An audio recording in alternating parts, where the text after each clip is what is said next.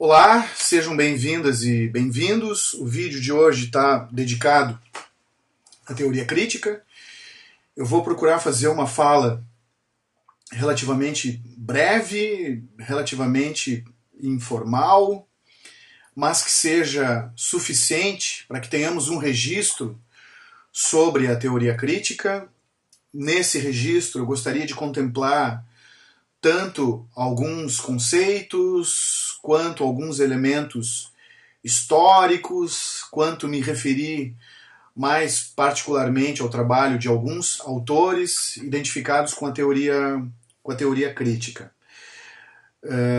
Espero que assim a gente tenha tão somente um ponto de partida. Na realidade, a teoria crítica configura um amplo conjunto de produções teóricas, né? Uma diversidade muito grande de debates e de perspectivas internas. Os autores mesmos aí dentro são autores muito diversos também entre si. Precisaríamos com certeza de mais de uma aula para englobar um pouco melhor essa diversidade toda, né? E a complexidade toda também dos debates implementados por esses autores. Então eu vou procurar me deter aqui, pessoal, nas linhas gerais e nas características principais assim, dessa discussão. Obviamente, vocês precisarão ampliar esse debate, principalmente aqueles para quem a teoria crítica vá se revestir de uma importância particular no que diz respeito aos projetos de pesquisa, né? Então, essa fala agora é só um estopim, um ponto de partida, e inclusive eu posso, no outro momento, indicar outras referências ou sugerir algumas outras leituras que possam, pouco a pouco, ajudar numa compreensão mais aprofundada e mais detalhada, sim, do que foi a teoria crítica. Então, o primeiro ponto que eu gostaria de dizer e de salientar é a importância dessa teoria da comunicação dentro desse supermercado de teorias que a gente vai montar aqui. A teoria crítica, junto com a teoria funcionalista, ou melhor dizendo, junto com o paradigma funcionalista que a gente viu no vídeo anterior, tem um papel fundamental e um papel fundacional, eu diria, do campo da comunicação. Então, tanto teoria crítica quanto o paradigma funcionalista são os modelos de pensamento inaugurais da área. Então, essas duas vertentes, elas estão disputando, embora indiretamente, a construção de um objeto de estudo, né? Então são os dois modelos de pensamento que começam a se constituir, a teoria funcionalista nos Estados Unidos e a teoria crítica vinculada à Universidade de Frankfurt, na Alemanha. Então são esses dois modelos de pensamento que pela primeira vez começam a se dedicar mais frontalmente, dar mais atenção para o problema dos meios de comunicação e que começam a produzir uma reflexão sobre uma sociedade na qual os meios de comunicação operam e desempenham nessa sociedade um papel fundamental. A gente não pode esquecer que tanto teoria crítica quanto o paradigma norte-americano são escolas que começam a se organizar, a se instituir, a se nuclear a partir da década de 20, né? Ou seja, até então não tínhamos uma sociedade midiática onde a presença dos meios de comunicação fosse tão pujante e tão capaz de promover alterações sociais, alterações nas dinâmicas da organização social tão dramáticas. Então, o que essas duas teorias começam a fazer, em meados da década de 20, é manifestar uma inquietação quanto a essa questão em específico, que é a emergência dos meios de comunicação. Então, a teoria crítica vai constituir um tipo de reação a esse problema novo que está se configurando naquele período histórico. Até então, as mídias não eram vistas como tão pujantes assim, né? As mídias vêm se desenvolvendo, a fotografia remonta à metade do século XIX, o cinema remonta ao final do século XIX, a imprensa muito antes. Mas até então não se tinha na sociedade a percepção de que essa rede de mídias, essa rede de novos produtos culturais, essa rede de novas profissões, né? De que isso constituiria um objeto autônomo, né? E que merecesse um objeto que merecesse aí uma atenção particularizada. Então, o que essas duas teorias, a teoria crítica e as teorias funcionalistas nos Estados Unidos fazem é reconhecer que há algo novo na sociedade acontecendo. Essa novidade tem a ver com a cultura de massa, os meios de comunicação de massa, como eles chamam na época. Nós, hoje, referimos a isso como sendo as mídias ou os processos de mediatização. De toda forma, tanto a teoria crítica quanto o paradigma funcionalista estão reconhecendo que há que se desenvolver pensamento formal, sistematizado, legítimo na universidade, um pensamento que desenvolva procedimentos analíticos que se voltem especificamente para o problema dos meios de comunicação de massa, né? Então, os americanos vão fazer isso de um modo, sob o registro de um tipo de racionalidade muito empiricista, muito pautada por ideais que advêm, ideais de cientificidade que advêm das ciências naturais. O próprio conceito de função, como a gente viu, é um conceito que tem uma inspiração na biologia. Então, a escola funcionalista advoga um tipo de racionalidade científica para reagir a esse fenômeno novo que diz respeito aos meios de comunicação, aos efeitos dos meios de comunicação, à presença dos meios de comunicação na sociedade. E a escola de Frankfurt também está propondo uma resposta a esse mesmo problema. No entanto, a resposta que a teoria crítica vai dar a esse problema é uma resposta que vai ser constituída de outro modo. Esses pesquisadores da escola de Frankfurt, ao contrário dos americanos, não são sociólogos de vocação empírica, treinados para a aplicação de metodologias quantitativas, por exemplo. Os teóricos da escola de Frankfurt se formam numa outra tradição. A princípio não são nem sociólogos, são filósofos, para quem a filosofia e a história são os principais instrumentos, né, a serem reivindicados e utilizados na confecção, então, desse pensamento sobre a comunicação, sobre esse objeto novo aí, que são os meios de comunicação de massa. E esse termo, meios de comunicação de massa, é um termo que passa a ser discutido pela própria teoria crítica.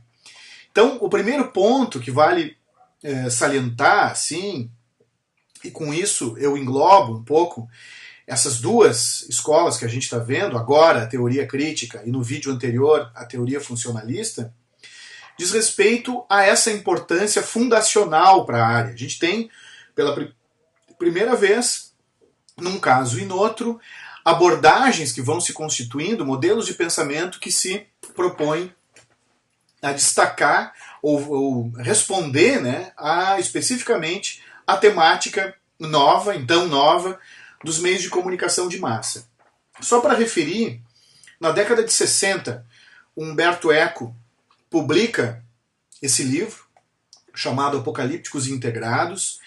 Esse é um livro muito importante no campo das teorias da comunicação. Aqui a gente tem alguns dos primeiros estudos do Eco, mais voltados assim para objetos midiáticos, como história em quadrinho, os filmes do James Bond, por exemplo, né? O Eco maneja referenciais da semiologia e tudo mais, justamente a fazer uma discussão no paralelo sobre essas duas escolas, né? Então o Ueco se refere à escola do funcionalismo americano como sendo os autores integrados e se refere aos autores aqui da teoria crítica ou da escola de Frankfurt como sendo os autores apocalípticos, né? Se tivéssemos mais uma aula em específico para esse tema de hoje da teoria crítica, certamente seria interessante ver como é que o Ueco monta esse paralelismo entre as duas escolas, mostrando qual é a preferência de uma e de outra por métodos de trabalho, qual é a visão de mundo de uma e de outra, o que cada uma delas fala sobre a cultura popular, o que cada uma dessas escolas destaca como sendo conceito teórico. Então a gente teria uma série de distinções, a gente poderia fazer um quadro estabelecendo uma comparação entre a teoria crítica, que é o que a gente está vendo hoje, e a corrente funcionalista, e a qual a gente aludiu. Então, de todo modo, vale para a gente seguir adiante referir a isso, assim, chamar a atenção para o papel histórico, para a importância fundacional histórica que a escola de Frankfurt tem para a área da comunicação. Então, e daí também a sua importância, né? Porque se faz para as nossas práticas de hoje em dia. Além disso, uma outra coisa que vale a pena chamar a atenção é que no Brasil, particularmente, a teoria crítica teve muita influência, né? Então, o pensamento latino-americano sobre comunicação é um pensamento que bebeu muito na fonte da teoria crítica, né? Então, porque vão aparecer todo um conjunto de temáticas da América Latina, de países periféricos, à margem do capitalismo, todo um conjunto de temas que são dados pela teoria crítica e que aqui, no nosso contexto de subdesenvolvimento, vamos dizer assim, tocaram fundo. E isso tudo fez com que a teoria crítica tivesse entre nós deixasse um lastro muito grande, um legado, uma influência muito grande no pensamento comunicacional produzido na América Latina. Curiosamente, pessoal, a gente teve recentemente uma aparição da teoria crítica no debate público no Brasil, né? Ou a teoria crítica vem aparecendo, vem sendo citada por setores mais à extrema direita do nosso espectro político como responsável pela conjuntura política difícil que estaríamos vivendo hoje no Brasil. Então, frequentemente a gente ouve críticas ao chamado marxismo cultural, né? Ou a própria teoria crítica nominalmente sendo apontada como responsável por um certo desgaste de certos valores, né? Ou sendo demonizada no espaço público que temos hoje em função das redes sociais, assim, seja através de falas aí do Olavo de Carvalho.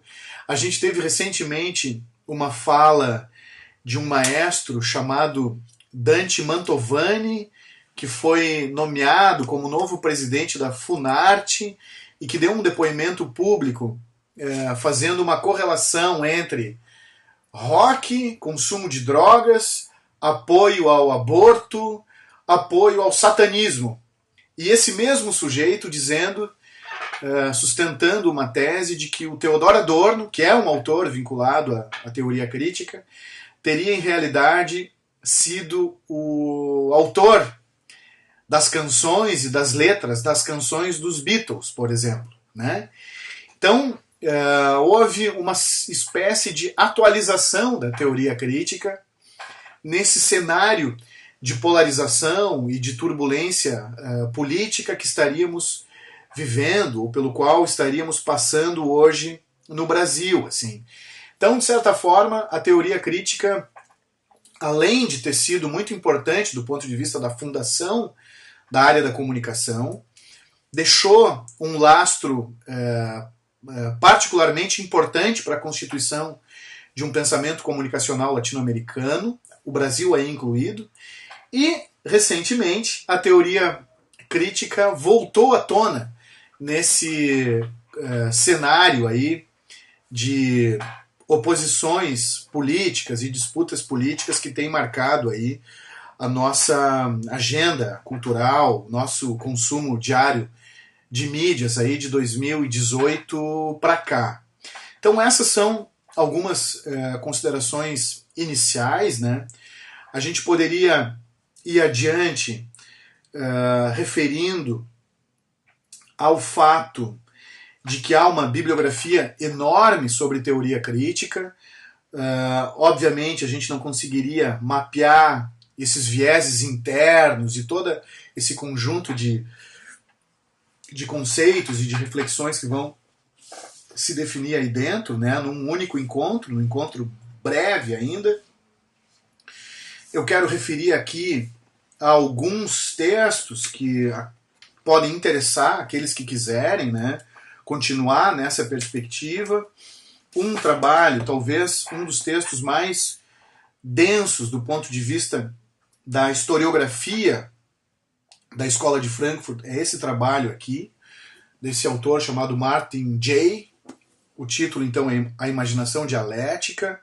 Aqui a gente tem uma abordagem que abrange os primeiros anos da escola.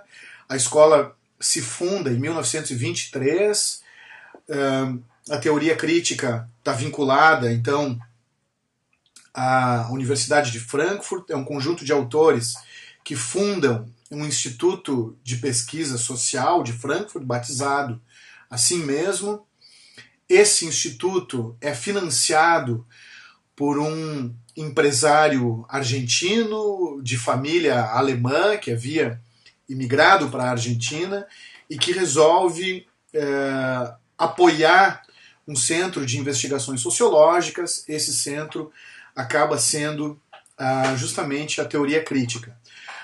Obviamente, essa data que eu mencionei, 1923, ela é uma data formal, sim, porque o pensamento da teoria crítica vem desde antes da fundação, da oficialização, né, da existência do Instituto de Pesquisas Sociais de Frankfurt, né? Então, obviamente, existem autores anteriores a esse período, mas, de todo modo, a data formalizada de criação do Instituto o ano é 1923. O que a gente tem, então, a partir daí, é um trabalho progressivo e continuado de um grupo muito grande de autores. Os 4 principais são esses que a gente conhece. O próprio Theodor Adorno, que vem a falecer no final da década de 60. Max Horkheimer, que foi o primeiro coordenador, o presidente do Instituto de Frankfurt. Herbert Marcuse, que fez uma carreira bastante importante a partir da década de 60 nos Estados Unidos. O Marcuse se torna um dos principais ideólogos dos movimentos por direitos civis e da própria contracultura americana, do movimento Flower Power da década de 60, né? Então o Marcuse tem um trabalho que ganha bastante destaque fora da Alemanha, nos Estados Unidos, justamente, a partir da década de 60, e dentre eles, talvez o autor mais trágico dentre eles, que é justamente o Walter Benjamin. O texto do Strinati, que foi indicado, é um texto que conclui dando um destaque, assim, justamente para o trabalho do Benjamin, como se o Benjamin fosse até um autor um pouco atípico dentro desse cenário aí da teoria crítica. A gente vai falar um pouco mais sobre isso, assim. Então, um trabalho de fôlego. Esse texto não é um texto para iniciantes, assim, isso aqui é um texto bem mais nível hard, assim, de discussão sobre a teoria crítica. Eu poderia indicar também um outro livro de uma outra especialista na teoria crítica, que é a Susan Buck-Morss, também é um outro trabalho de bastante fôlego, tá? A Susan Buck-Morss esteve em Porto Alegre, se eu não me engano, no final de 2018, num evento na PUC, sobre o Walter Benjamin. Ela veio e fez uma fala a respeito do Benjamin. Essa é uma autora, é uma das principais leitoras, intérpretes e comentadoras do trabalho do Benjamin em específico, né?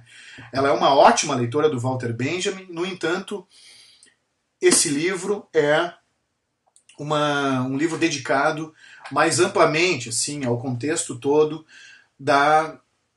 de surgimento, né, dos primeiros anos e das bases teóricas e conceituais, né, da teoria crítica. Então é um outro trabalho muito interessante para quem quiser se aprofundar nessa discussão. Além desses dois textos, a gente teria esse outro livro, que é um livro recente, né? É um livro que tem um tom e um sabor assim, mais jornalístico. Se chama Grande Hotel Abismo. Esse autor, ele é um jornalista, então, na realidade, esse livro aqui é uma espécie de grande reportagem de cunho até biográfico, né? Sobre cada um dos autores, e como se fosse assim, uma espécie de grande biografia da Escola de Frankfurt, organizada em função de biografias individuais, assim. Então, esse livro é um livro já mais fácil de ler, mas igualmente abrangente, assim, e tem esse título curioso, que é O Grande Hotel Abismo, e que pode ser entendido também como uma espécie de metáfora para a gente entender algumas posições de fundo da teoria crítica. Porque ele usa essa imagem, essa metáfora do Grande Hotel Abismo para referir, assim, a esses teóricos da teoria crítica como se fossem autores, todos eles provenientes, assim, de famílias da aristocracia europeia, do final do século XIX, e que vem da alta burguesia, digamos assim. O próprio Walter Benjamin era filho de uma família de pais que eram industriais na época, né? Então todos esses autores da chamada teoria crítica são autores que se dedicam a incorporar a sociologia marxista. Mas eles próprios são autores que não vêm do campo da luta de classes propriamente. Eles não são autores que vêm de uma experiência assim do trabalhador ou da classe proletária, para usar os termos do marxismo. Então são autores que vêm das famílias europeias bem instituídas, que se interessam pelo marxismo, que vão se valer desse referencial do marxismo para propor uma reflexão, então, sobre a nascente sociedade de massas, né? Ou sobre a cultura de massas. Esses termos, sociedade de massas e cultura de massas, são termos muito identificados, são conceitos teóricos muito identificados aí com a teoria crítica. E é como se esses autores estivessem tentando refletir sobre a emergência de um novo ambiente cultural, né? Consequentemente, a derrocada, melhor dizendo, a derrocada de um mundo antigo. Eles estão pensando justamente essa transição de dois universos de consumo, de produção da cultura, né? Então, eles estão vendo surgir um novo tipo de consumo cultural, um novo tipo de bem cultural. Esse consumo cultural e esse bem cultural vai promover um conjunto de efeitos novos na sociedade. a sociedade passa a se redesenhar em adequação ou em decorrência dessa circulação, desses novos circuitos de circulação da cultura, de modo que a gente tem, na visão deles, uma profunda transformação histórica, civilizacional, até talvez com algum exagero a gente pudesse dizer, e esses autores estão falando sobre isso. É como se eles veem do alto do seu grande hotel esse abismo se desenhando, esse abismo que no caso diz respeito aí à emergência de todo um conjunto de consumo da cultura, né? E esse novo conjunto de consumo da cultura é entendido por esses autores da teoria crítica como acoplado à conquista do poder pelo nazismo. Então a gente não pode esquecer, pessoal, essa conjuntura histórica em que a teoria crítica vai começar a se desenvolver. Todos esses autores são autores judeus, alemães, influenciados pela sociologia marxista, que entram na sua vida adulta, na sua maturidade acadêmica, vamos dizer assim, no entreguerras, né? Então são autores que começam a produzir e a escrever por volta da década de 1920, que vão acompanhar a escalada de Hitler ao poder e que vão sofrer nas suas biografias, que têm as suas biografias marcadas pela experiência da Segunda Guerra e pela perseguição dos nazistas aos judeus, né? O Benjamin morre em 1940, fugindo justamente da perseguição nazista. Essa morte do Walter Benjamin é uma morte bastante emblemática desse contexto histórico, é uma morte muito romanceada, a gente pode vir a falar dela ainda outras vezes, mas de toda maneira vale pontuar que o pensamento da escola de Frankfurt, como um todo, está marcado por esse tema do fascismo. Isso é um outro dado interessante, porque nos últimos anos, aqui no Brasil, estou me referindo a 2018 para cá, voltou à tona uma discussão também sobre o fascismo, né? Não à toa. E há o pensamento, dentro do pensamento da escola de Frankfurt, o nazismo é um tema caro, a crítica ao nazismo, a desconstrução da retórica nazista, o tema da personalidade autoritária, o tema de um tipo de populismo de massa produzido através das mídias, no caso deles, o rádio, né? Mas então esses temas são temas que decorrem da experiência histórica que esses autores estão tendo, né? Então o abismo, que é referido no título do livro do Stuart Jeffries aqui, também refere a isso. Assim. Então esses autores da teoria crítica representam uma certa aristocracia europeia que remonta ao final do século XIX, mas que passa essa aristocracia, os filhos dessa aristocracia, que são esses autores, esses filhos passam a se deparar com o surgimento da cultura de massa e a ascensão do nazismo.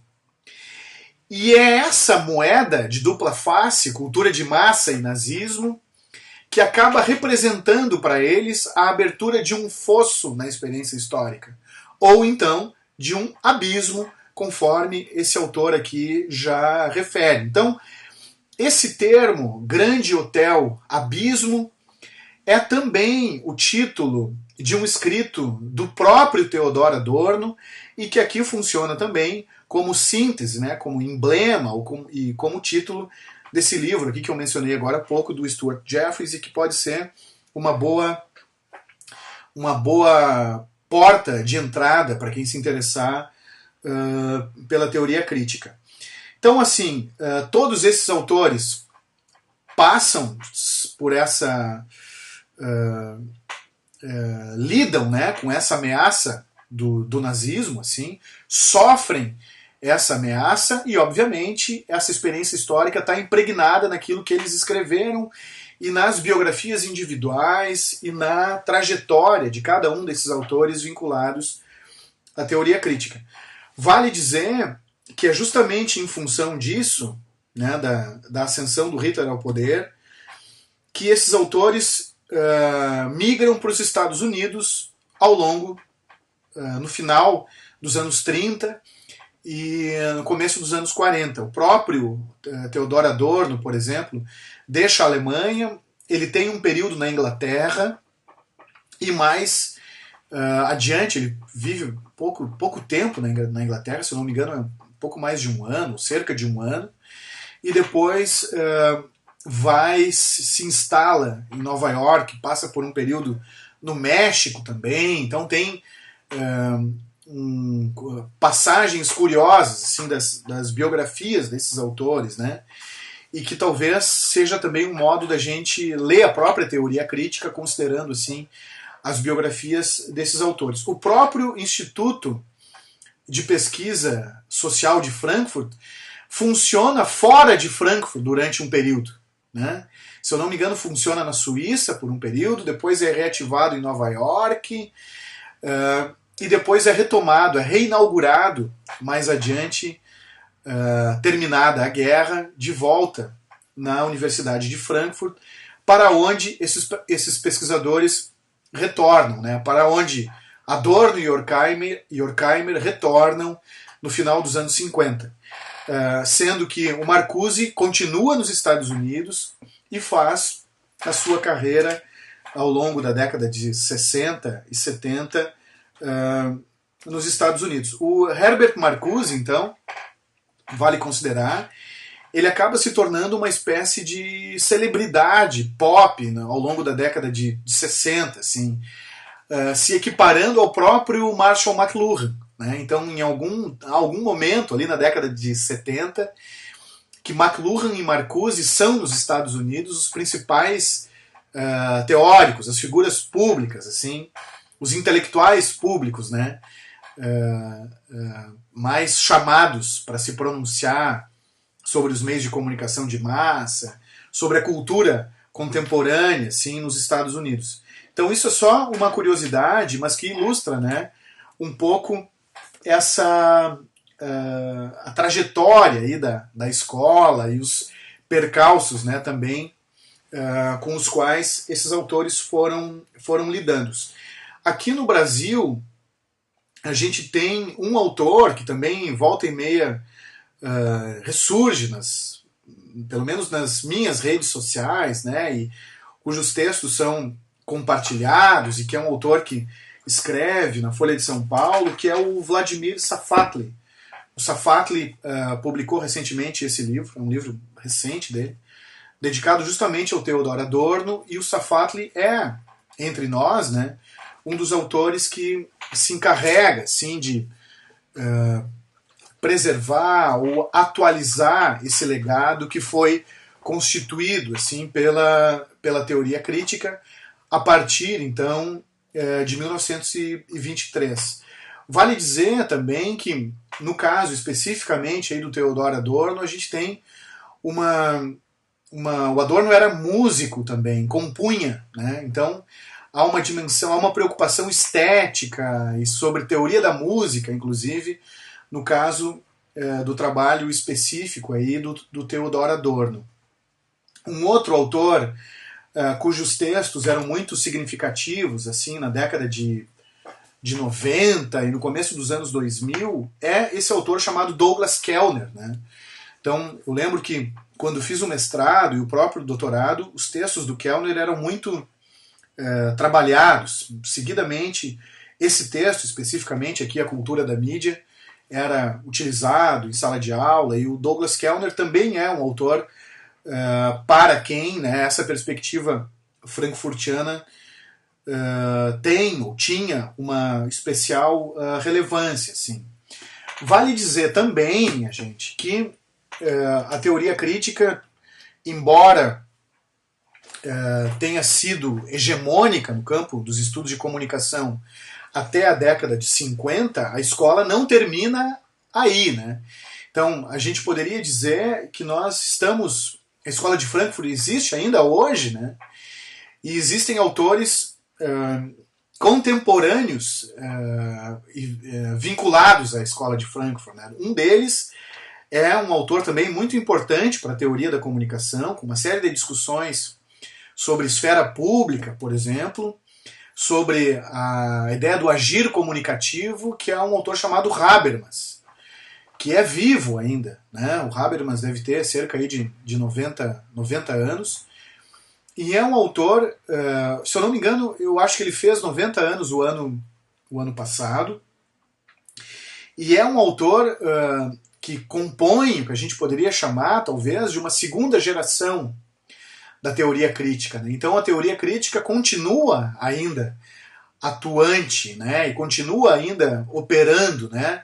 Seja porque alguns dos seus representantes ainda estão vivos, como é o caso do Habermas, ou então o caso do próprio Enzensberger, né? Que tem esse livrinho aqui, Elementos para uma Teoria da Comunicação, que é um texto da década de 70, também é um texto bem representativo do que essa nossa disciplina aqui de teoria da comunicação propõe a debater. Vale a pena conferir também, é um texto bom de ler, e que tem também um papel histórico importante na década de 60, onde ele está discutindo toda uma série de ativismos políticos a partir das rádios alternativas, e da apropriação das mídias pelas culturas populares, por uma série de movimentos assim, de mídia radical, né, de autonomia midiática, de autonomização de povos, de culturas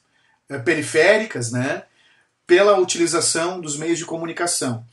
Então, esse livro do Enzensberger, o Enzensberger teve em Porto Alegre também, e esse livrinho no começo dos anos 90, se eu não me engano, ele teve fazendo uma fala no Instituto Goethe, na metade dos anos 90, e esse livro é um livro bem importante do ponto de vista também da história das teorias da comunicação. Então, essa perspectiva da teoria crítica, ela se mantém, de certa forma, ativa e sendo atualizada e sendo recuperada, o que denota, sim, a sua importância para o nosso campo da comunicação, para além do seu caráter fundacional, ou essa importância sobressaltada ainda quando considerarmos que se trata de uma teoria que foi uma das fundadoras, né, do campo da comunicação como um espaço universitário, institucional e tudo mais. Aqui em Porto Alegre, a gente tem um autor, que é o professor Francisco Rudiger, da PUC, que vem trabalhando com a teoria crítica há muito tempo, há mais de 20 anos. O Rudiger se tornou, então, um dos principais especialistas brasileiros, né, dentro do campo da comunicação a respeito da teoria crítica. E tem vários livros escritos, né, e que a partir da teoria crítica pensa outras questões atinentes ao campo, como questões do jornalismo, ou mesmo a discussão sobre epistemologia da comunicação, que a gente já pautou em vídeos anteriores, então, e que são questões discutidas pelo Rudiger a partir dessa forte base, ou dessa forte identificação que ele pessoalmente tem com esse modelo de pensamento. Assim. Então, tudo isso que eu estou dizendo agora é só para salientar o quanto essa escola foi importante do ponto de vista fundacional da área e o quanto ela ainda é pulsante e ainda é presente e ainda é atualizada entre nós, né? Especialmente em função dessa atualização que ganhou por ocasião aí dessas ocorrências políticas e de certas polêmicas aí que dizem respeito ao nosso contexto político que estamos vivendo hoje no Brasil. Bom, características de fundo, assim, para além desse primeiro arrazoado aí.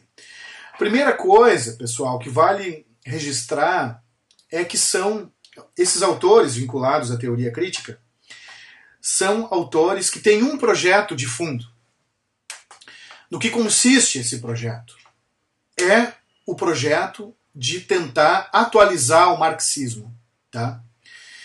Então, o marxismo é uma teoria sociopolítica ou de economia política. É difícil também a gente posicionar numa prateleira na estante onde é que está o conjunto de obras do Marx, né? Mas a gente poderia dizer que o marxismo é uma sociologia que dá peso para a discussão da infraestrutura econômica da sociedade. Então, o marxismo vai estudar as relações de produção, o tema do trabalho, a chamada luta de classes, a produção da mais-valia, vai discutir as classes sociais enquanto detentoras ou não dos meios de produção.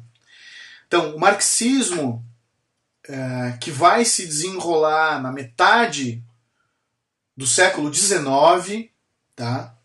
Não se trata também agora de enveredarmos nós aqui por uma discussão em específico do marxismo, muito embora isso pudesse ser muito importante, né? Mas não se trata agora, dentro desse tempo que a gente tem e dos compromissos maiores que temos aqui, de enveredar ou de nos desviarmos pela discussão do marxismo em si. Eu só estou salientando um certo contexto, um conjunto de questões que vêm do marxismo e que serão refeitas ou repropostas nessa leitura do marxismo que faz a teoria crítica. Porque a teoria crítica vai se constituir como uma tentativa de atualizar o marxismo. E essa atualização que a teoria crítica faz do marxismo é uma atualização, inclusive crítica, do próprio marxismo. No sentido de que esses autores, vinculados então à teoria crítica, reformulam o marxismo ou agregam ao marxismo temas e preocupações que não estavam inscritos já no marxismo da segunda metade do século XIX. Tá? Então, o que esses autores fazem com o marxismo? Os autores da teoria crítica. Eles tentam se apropriar de categorias do marxismo ou de perspectivas de fundo do marxismo e tentam utilizar essas perspectivas e essas categorias como, por exemplo, valor de troca e valor de uso. Esses conceitos de valor de troca e valor de uso são conceitos muito básicos do marxismo. E são conceitos que aparecem refeitos, por exemplo, num texto do Walter Benjamin, um texto clássico do Benjamin, que é aquele texto sobre a obra de arte na era de suas técnicas de reprodução. Então, é um caso, é um exemplo de um processo composicional bastante típico da teoria crítica, né? Que diz respeito a essa ideia de vir do marxismo, trazer categorias teóricas do marxismo e requentá-las ou reformulá-las de modo a produzir uma reflexão não mais sobre a economia, que era o interesse de base do marxismo, mas agora sobre a cultura, né? Então é por isso que contemporaneamente a teoria crítica é demonizada na voz do Olavo de Carvalho ou de outros ideólogos da extrema esquerda do Brasil contemporâneo como responsável, a teoria crítica como responsável pelo chamado marxismo cultural. Tá? Então, o que está acontecendo?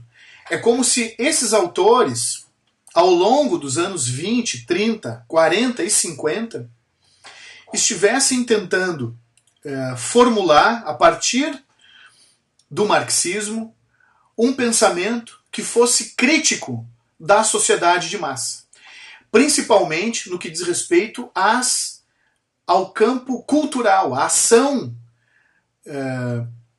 a função, o papel da cultura no contexto de uma sociedade de massa, né? Então, a primeira diferença, sim, que esses autores da teoria crítica estabelecem em relação ao marxismo é a ideia de que o marxismo, para eles, é culturalizado, né? Então, eu poderia dizer que a teoria crítica faz uma culturalização do marxismo, né? E nesse contexto de uma tentativa de pensar a cultura dentro de uma determinada conformação pessoal, é que se justificam, então, esses conceitos centrais dentro da teoria crítica, que são os conceitos de indústria cultural e cultura de massa, sobre os quais a gente vai falar logo mais. Eu vou retomar alguma coisa logo mais. No momento, cabe salientar esse acréscimo aí que a teoria crítica está fazendo, então, em relação ao marxismo que lhe influenciou. Um outro acréscimo, pessoal, tem um caráter historiográfico, assim. Os autores da teoria crítica são tidos comumente, assim, ou são entendidos comumente como autores muito melancólicos, ou muito desencantados, ou muito críticos em relação ao modo como avaliam os meios de comunicação de massa. Ao modo como críticos em relação ao modo como acolhem, né? O modo como eles acolhem a cultura de massa é um modo muito negativo, é um modo muito severo. Para alguns, esse modo é tido como um modo muito preconceituoso de lidar com o cinema de Hollywood, por exemplo, ou com a música popular, né? A canção radiofônica, como eles falam, né, na época, reconhecendo-se aí que quando eles criticam a canção radiofônica, eles estão se referindo ao jazz, não é nem ao rock, que é um produto cultural do final da década de 50. Né? Então, a música popular de massa para eles, no momento em que eles começam a escrever, é o jazz, por exemplo. E a impressão, uma das impressões que a gente tem ao ler esses autores, é que eles são muito severos, muito preconceituosos. Isso está discutido no texto do Strinati, num determinado momento, mais para o final do artigo, que esses autores seriam muito pessimistas diante dos potenciais da cultura de massa. Né? Então, a gente poderia dizer assim, que aí reside também uma diferença fundamental entre esses autores da teoria crítica e o viés, a tradição marxista, assim, dentro da qual eles se inserem. Porque a gente pode dizer que esses autores da teoria crítica não têm mais aquela crença utópica que havia no marxismo de que a revolução socialista aconteceria na medida em que a história fosse se desenrolando. Né? Porque o marxismo acreditava que a luta de classes e a exploração de uma classe pela outra, né? A exploração do trabalho vai se tornando tão acentuada ao longo da história, os proprietários dos meios de produção vão expropriando o trabalho de uma outra classe, vão explorando o trabalho de uma outra classe. Essa exploração vai se tornando progressivamente maior e maior e maior ao longo da história. Então, essa disputa entre uma classe e outra vai se acentuando tanto e tanto e tanto e tanto e tanto e tanto, que vai chegar um momento na história em que vai haver a revolução, né? Que esse cabo de guerra, vamos dizer, rompe, e esse seria um momento revolucionário. O que a teoria crítica faz é não acreditar mais nisso. Então, esse assento utópico, a teoria crítica não tem mais. E a teoria crítica passa a ter, no lugar desse assento utópico, dessa crença utópica no futuro, a teoria crítica passa a ser muito mais negativa e muito mais pessimista do que a tradição marxista na qual ela própria, a teoria crítica, se insere. Aquela ideia que eu referi anteriormente do grande hotel Abismo, ela representa, sintetiza também esse tom pessimista do trabalho desses autores, né? Então, e claro que a gente pode entender esse pessimismo todo, né, que é muito pronunciado no caso do Walter Benjamin em específico, a gente pode entender esse pessimismo como derivado também da experiência histórica, de presente histórico, que esses autores estão tendo ao longo, né, do processo da Segunda Guerra, que é o processo de amadurecimento deles mesmos, né, e da reflexão mesma que eles estão desenvolvendo. Então, duas características importantes assim que a gente poderia salientar agora seriam essas, né? A teoria crítica se propõe a fazer uma atualização do marxismo.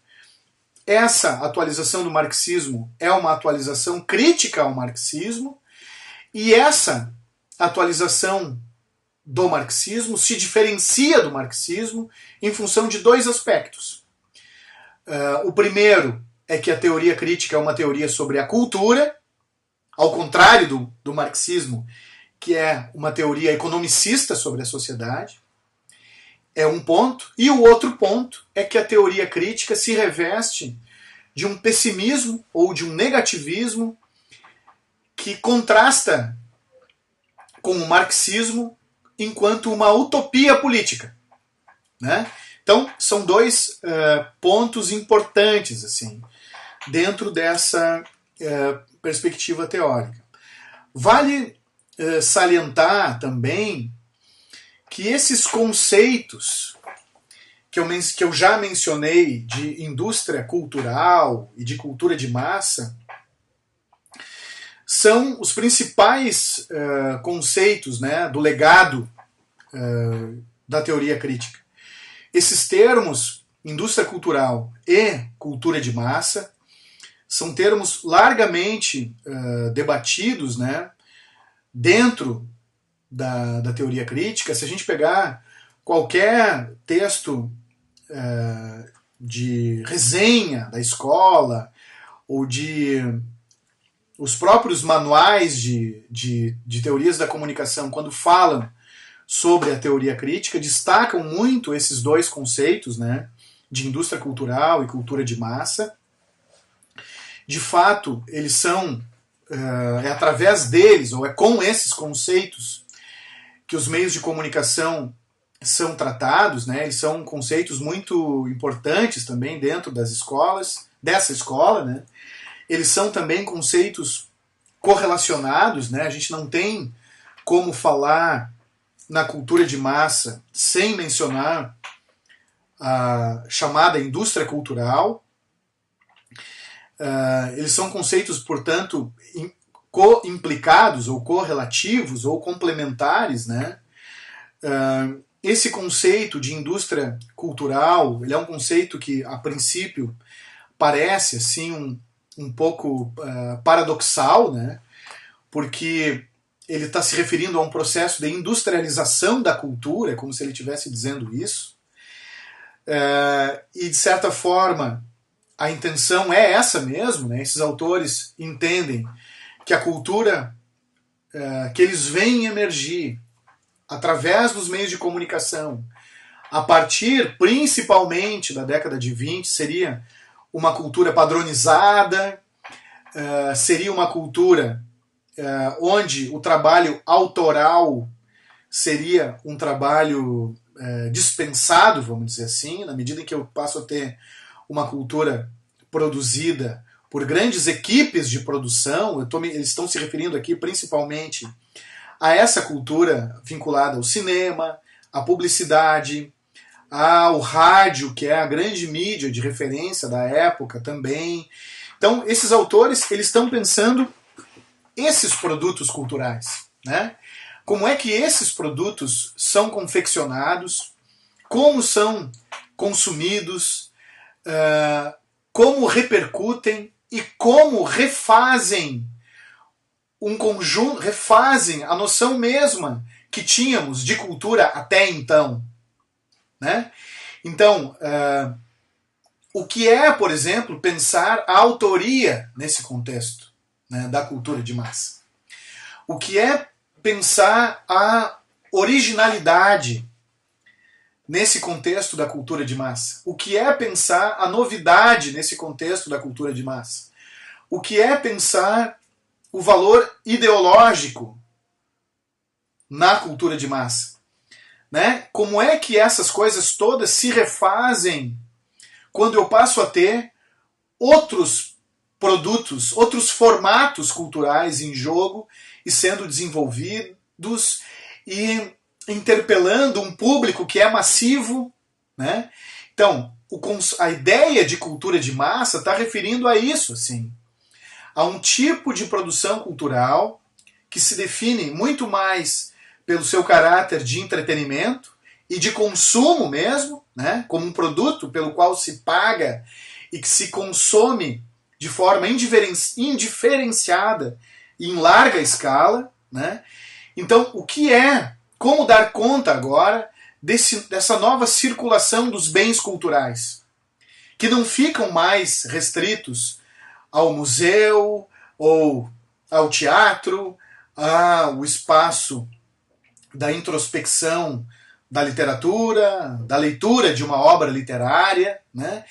Ou seja, o que eles estão falando é sobre uma transição histórica. Eles estão sofrendo, digamos assim, uma alteração nos regimes de produção e consumo dos bens culturais, né? E esses autores da teoria crítica estão, de certa forma, lamentando essas alterações, né? E fazendo, em relação a esses novos produtos, uma tentativa muito severa de crítica.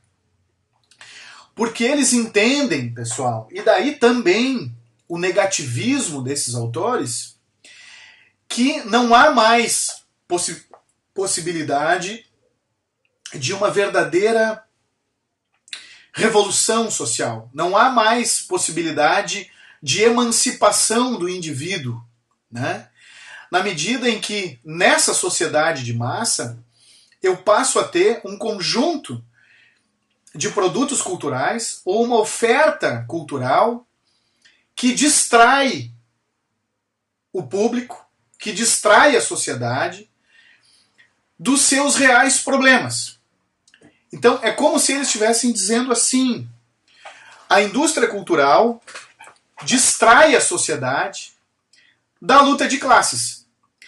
Então, é como se esse capitalismo avançado das décadas de 20 e 30, sobre o qual eles estão falando, tivesse encontrado condições de se manter estável, né? Então não há mais a possibilidade de revolução, porque aquele contraste entre uma classe e outra está acobertado ou está mascarado pela produção da cultura de massa, né? Então há textos, por exemplo, do Adorno, em que ele diz assim, eu acho até que o Strinati fala disso no texto que a gente indicou, assim. Então há textos do Adorno em que ele fala o seguinte: hoje a patroa e a empregada consomem a mesma radionovela. E se veem as duas irmanadas, vamos dizer assim, em função de o mesmo consumo cultural. E isso faz com que elas se percebam não como pessoas de classes distintas, mas pessoas que estão irmanadas numa mesma classe, numa mesma comunidade interpretativa, numa mesma comunidade de afetos ali. Como se isso mascarasse a percepção de que uma é a patroa e de que a outra é a empregada, né? Então, esses autores da Escola de Frankfurt entendem que a cultura de massa teria criado condições da manutenção ou do mascaramento da desigualdade ou da injustiça, da desigualdade de classe ou da injustiça social, vamos dizer assim, justamente oferecendo para o público massivo altas doses ou doses muito bem aplicadas de entretenimento, de diversionismo, de distração, de apelos sensoriais que passam pelos meios de comunicação. Então é como se, para eles, os meios de comunicação atuassem assim como num trabalho de contenção desses anseios de revolução, né? E que assim conformassem o indivíduo, né? Fazendo com que o indivíduo massivo fosse um indivíduo pacificado, né? E de certa forma, assim, cordato no que diz respeito à sua experiência da sociedade e ao seu consumo cultural. Obviamente, esse desenho, essa ilustração que eu estou montando aqui, ela precisa ser revista e ser construída assim, com mais detalhes, tá? Eu estou fazendo um pouco uma simplificação, né, aqui nesse momento, né? Fiel na medida do possível, mas ainda assim uma simplificação, porque a gente precisaria detalhar bem mais essas reflexões, né? É muito mais nuançado, é muito mais argumentado, é muito mais densa essa avaliação, essa interpretação que os autores da teoria crítica vão fazendo. Até porque entre um e outro também há distinções muito importantes assim de serem consideradas, mas grosso modo a crítica frankfurtiana aos produtos da comunicação de massa acaba remetendo a isso que eu estou salientando aqui de forma bastante breve, tá? Vale retomar também que a própria teoria crítica também faz uma crítica ao iluminismo, né? Então, a essa racionalidade kantiana ou cartesiana, essa ideia da ciência como uma ideia, como um ideal de ciência, instrumental de ciência, isso é muito criticado também pela teoria crítica, como se essa ideia fosse, na realidade, uma espécie de fetichização da ciência, né?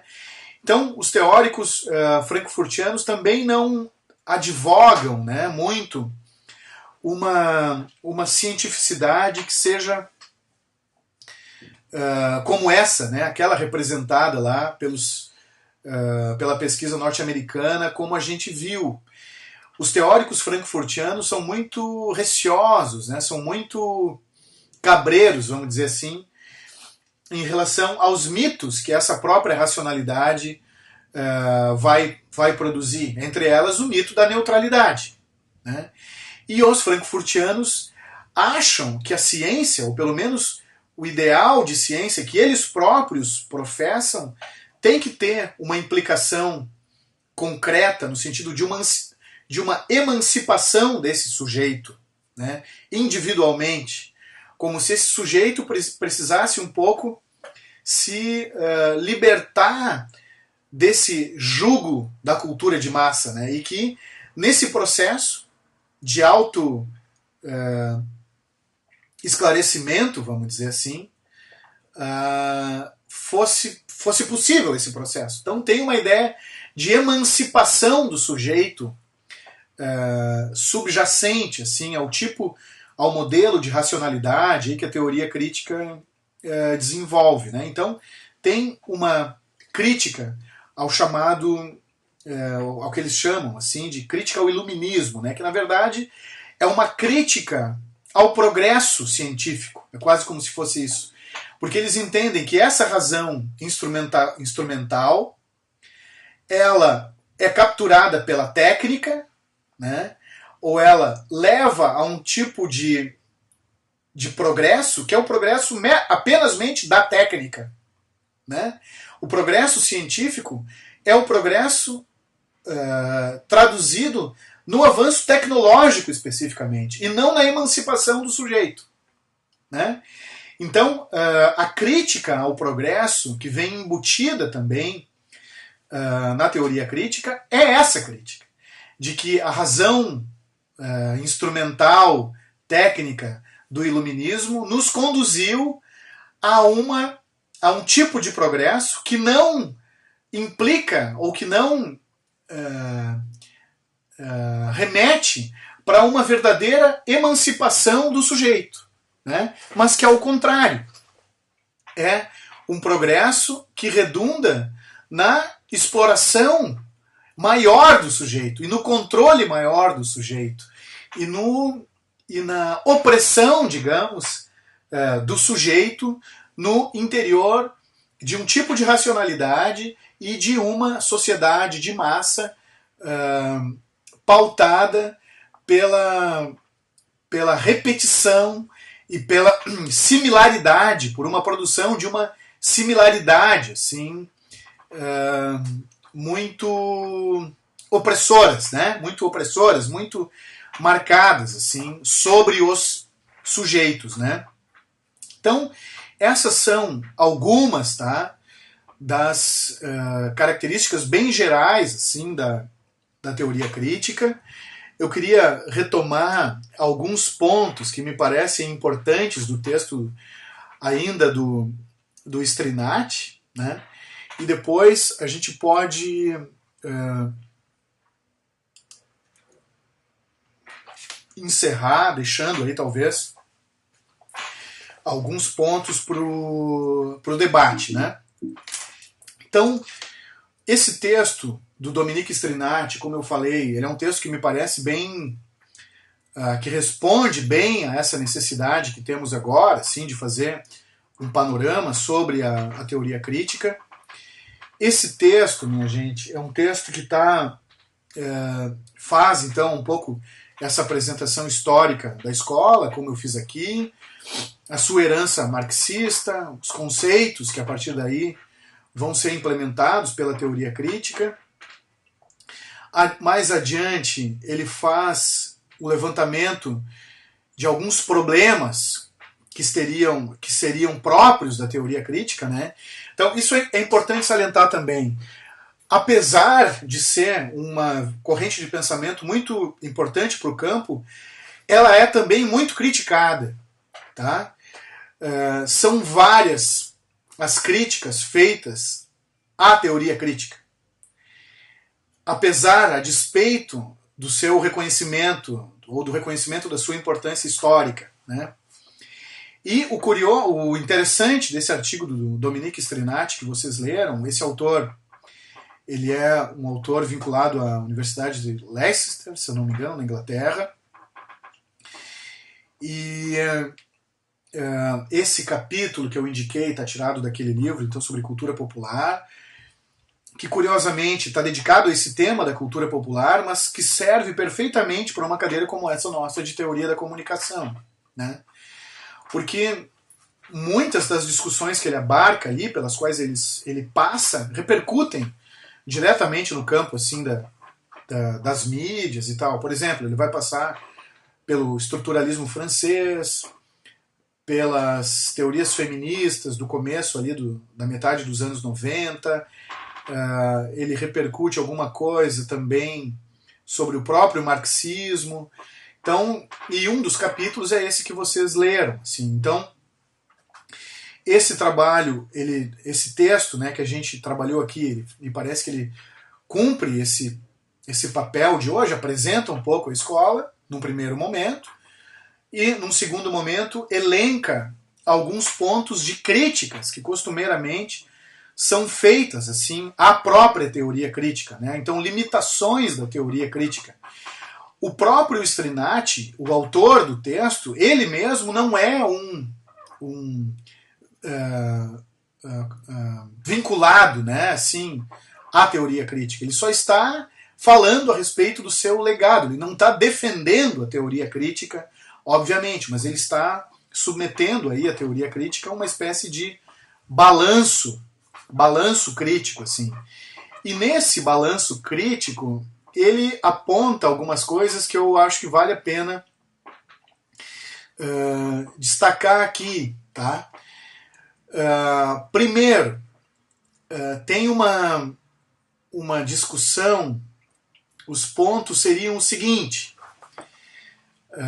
O primeiro ponto, que costumeiramente se encontra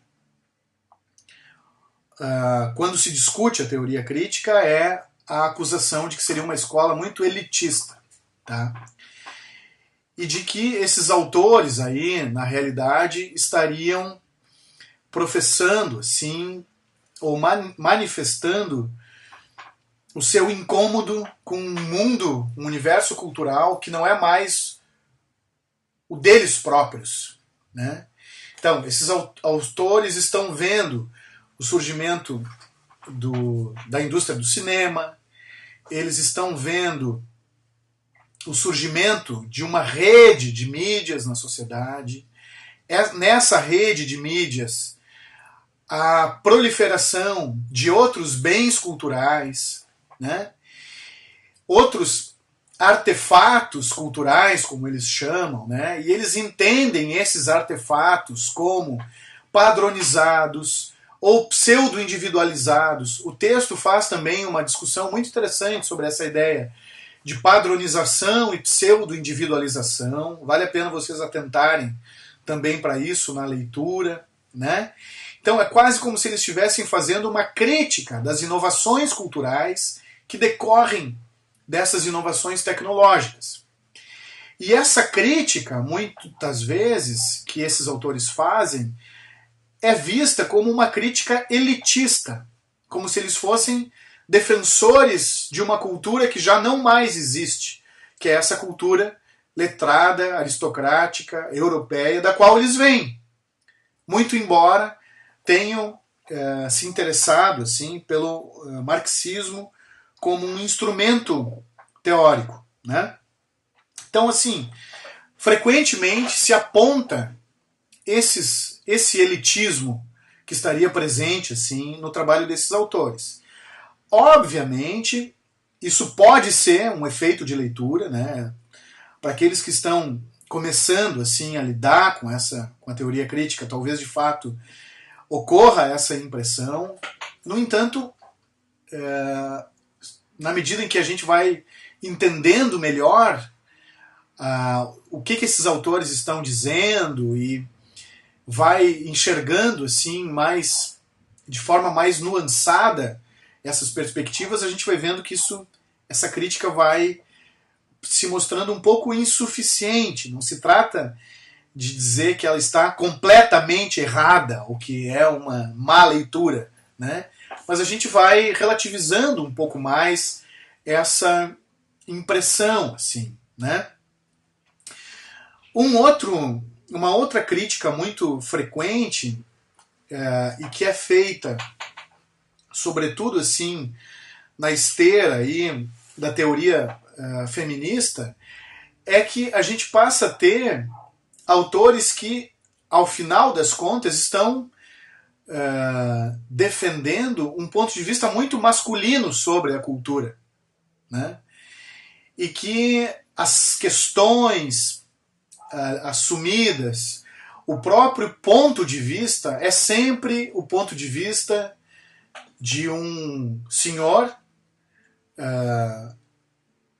branco, de formação universitária, de classe média alta. Então a cultura está sendo vista aí, né? Então, uma crítica que se pode fazer à teoria crítica poderia ser essa, né? No entanto, não esqueçamos que a gente está falando aqui de uma primeira abordagem da comunicação, textos que começam a ser escritos por volta de 1920, muito embora os principais textos da teoria crítica sejam escritos na década de 40, tá? Eu estou me referindo aqui a um artigo, que é aquele artigo chamado O Iluminismo como Mistificação das Massas, que é onde aparece o conceito de indústria cultural, que é um texto assinado conjuntamente pelo Horkheimer e pelo Adorno, que é um texto de 47, que está incluído naquele volume, naquele livro que eu apresentei para vocês no nosso primeiro encontro, que está no primeiro vídeo, na primeira videoaula, né? Que é aquele texto chamado Teoria da Cultura de Massa, né? E muito embora também, pessoal, mesmo essa acusação do machismo aí presente, ou de um tipo de preconceito, né, que adviria dessa perspectiva muito masculina sobre a cultura, muito embora isso também seja relativizado, assim, na medida que a gente vai lendo os textos. Vou dar um exemplo. Nesse livro que eu mencionei aqui, O Grande Hotel Abismo, há um capítulo especificamente sobre o Marcuse, tá? Então, o Marcuse tem um livro chamado Eros e Civilização, que é um livro escrito na década de 60 e muito best-seller da época, né? E que é um livro que muito inspirou, como eu mencionei aqui, todo um cenário assim das culturas, da contracultura americana, né? Então, nesse livro se fala que, por exemplo, a Angela Davis, que é uma teórica do feminismo, assim, ela comenta que ela aparece no texto comentando que, para ela, a discussão que o Marcuse fez nesse livro, Eros e Civilização, né, que é uma apropriação que o Marcuse está fazendo do trabalho do Freud, assim, teria inspirado muito assim, a Angela Davis, né? Então, ou seja, isso relativiza também um pouco, né, essa crítica que pode ser feita e que pode ter se apropriado em alguma medida, né, ou pelo menos para um determinado momento, para, né, para uma etapa ou para um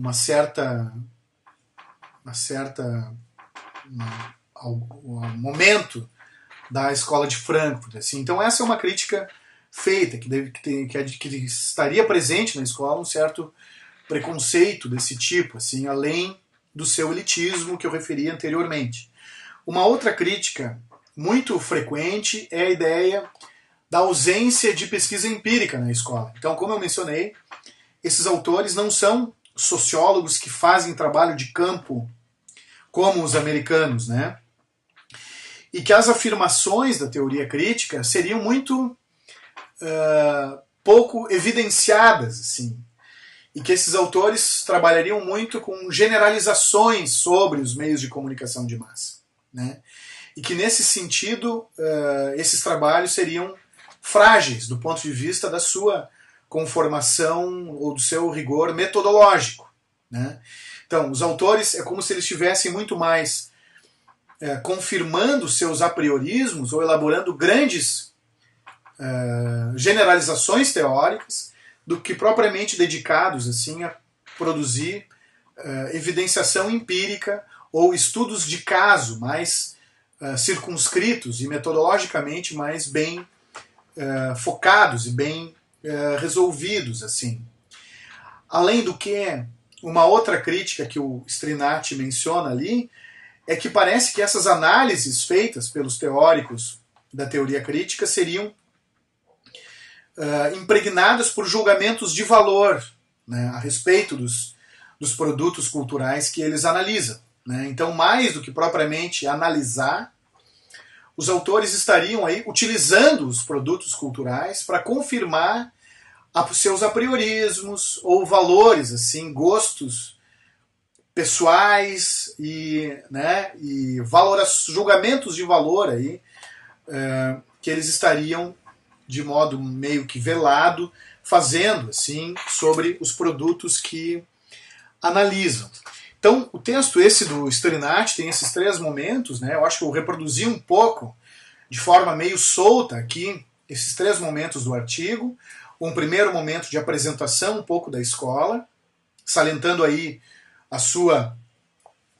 o modo como ela é influenciada pelo marxismo. Num segundo momento, levantando algumas críticas à própria teoria crítica. E num terceiro momento do texto, encaminhando-se já para a finalização, o Storinati dedica ali ainda algumas páginas assim ao final para o trabalho do Walter Benjamin e encerra aí apresentando o Benjamin como um autor meio atípico nesse contexto, né? Mas de todo modo um autor que orbita um pouco em torno desse núcleo aí de questões constituídas pela teoria crítica, e o Benjamin é um autor ao qual nós retornaremos num outro momento e teremos oportunidade de retomar um pouco mais o Walter Benjamin dentro desse mapa que estamos fazendo aí pelas teorias da comunicação. Eu fico por aqui. Obrigado.